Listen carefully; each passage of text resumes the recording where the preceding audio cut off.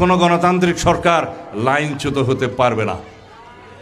আমরা এমন একটি সংসদ বিনির্মাণ করতে চাই যে সংসদে কোনো নৃত্য গীত হবে না, সেই সংসদে মানুষের কথা বলা হবে, সেই সংসদে বাংলাদেশের উন্নয়নের কথা বলা হবে, বাংলাদেশের গণতান্ত্রিক অধিকারের কথা বলা হবে, সেই সংসদে মানুষের জন্য আইন প্রণয়ন করা হবে যার মধ্য দিয়ে বাংলাদেশ এগিয়ে যাবে।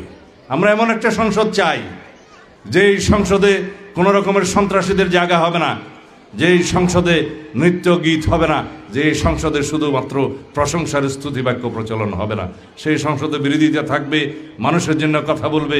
এমন একটি সংসদ করে আমরা বাংলাদেশের মানুষ পৃথিবীর বুকে আমরা নজির স্থাপন করতে চাই।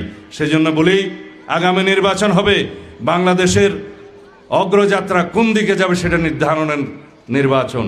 আগামী দিনের নির্বাচন হবে বাংলাদেশের মানুষের প্রকৃত গণতান্ত্রিক অধিকার বাস্তবায়নের নির্বাচন, এবং আগামী দিনের নির্বাচন হবে শহীদের রক্তের উপরে দাঁড়িয়ে আমরা যে অঙ্গীকার করেছি, যে প্রতিশ্রুতি করেছি, সেটা বাস্তবায়নের জন্য একটা নির্বাচন।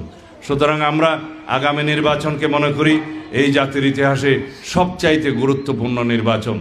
আগামী নির্বাচন এই জাতির বাক বদলে দেবে, এই জাতির গণতন্ত্র দৃঢ়ভিত্তির উপর দাঁড়াবে।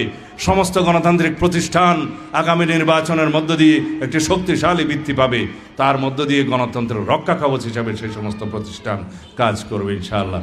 আমি হয়তো অনেকগুলো কঠিন কঠিন কথা আপনাদের সাথে বললাম, কিন্তু এই কথাগুলো যেহেতু জাতীয় ভিত্তিতে প্রচারিত হবে সেই জন্য আমার বলা। এইবার আমি আমাদের স্থানীয় ভাষায় কথা বলি, যদি অনুমতি থাকে।